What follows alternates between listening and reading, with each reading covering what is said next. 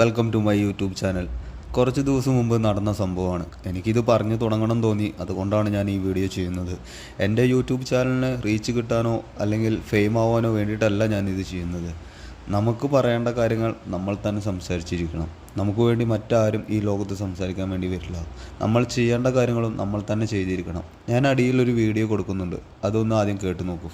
പിന്നെ വിവാഹ നിശ്ചയം കഴിഞ്ഞ് അവൻ ഇവിടെ വരികയൊക്കെ ചെയ്തു. പിന്നെ ഇതിനകത്തുനിന്ന് നമുക്ക് ഇവനെ ഒഴിവാക്കാൻ പറ്റാത്തൊരു സ്ഥിതിയിലേക്ക് വന്നു.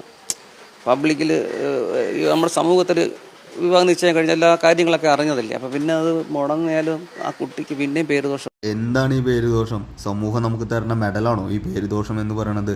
അദ്ദേഹം അന്ന് സമൂഹത്തെ ഡിപ്പെൻഡ് ചെയ്യാണ്ട് ഒരു ഡിസിഷൻ എടുക്കുകയാണെന്നുണ്ടെങ്കിൽ ഇന്ന് ആ കൊച്ചു ചിലപ്പോൾ ആളുടെ കൂടെ ഉണ്ടായിരിക്കാം. കാരണം അന്ന് ആൾ ആ സമൂഹത്തെ ഡിപ്പെൻഡ് ചെയ്തു. എന്ത് വിചാരിക്കും സൊസൈറ്റി എന്നുള്ളത്? സൊസൈറ്റി എന്ത് വേണമെങ്കിലും വിചാരിച്ചോട്ടെ. സൊസൈറ്റിയിൽ നിങ്ങൾ പണിയെടുക്കുന്നു, അധ്വാനിക്കുന്നു, കാശുണ്ടാക്കുന്നു എങ്കിൽ നിങ്ങൾ ആരെ ഡിപ്പെൻഡ് ചെയ്യേണ്ട ഒരു കാര്യമില്ല.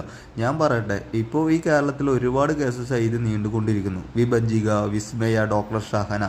നിങ്ങൾക്ക് എഡ്യൂക്കേഷൻ ഉണ്ടെന്നുണ്ടെങ്കിൽ നിങ്ങളുടെ ലൈഫ് പാർട്ട്ണറെ നിങ്ങൾക്ക് വേണ്ടാന്ന് തോന്നുകയാണെന്നുണ്ടെങ്കിൽ നിങ്ങൾ ആളെ ഒഴിവാക്ക്. അതിനുള്ള ലോയും കാര്യങ്ങളും നമ്മുടെ സമൂഹത്തിലുണ്ടല്ലോ ഇപ്പോഴും.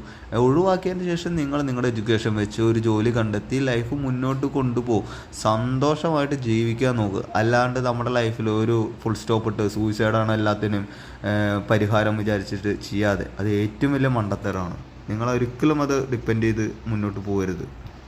ഞാൻ തോറ്റുപോയി, എനിക്കെല്ലാം നഷ്ടപ്പെട്ടു എന്ന് വിചാരിക്കുമ്പോൾ വിജയം നമ്മുടെ നാശം കാത്തിരിക്കുന്നവൻ്റെ ആയിരിക്കും. തോറ്റു കൊടുക്കാതെ സൂയിസൈഡ് എന്ന കോൺസെപ്റ്റ് മാറ്റി നമ്മുടെ നാശം കാണുന്നവനെ നമ്മുടെ വിജയം കാണിച്ചു കൊടുക്കുക. Thank you.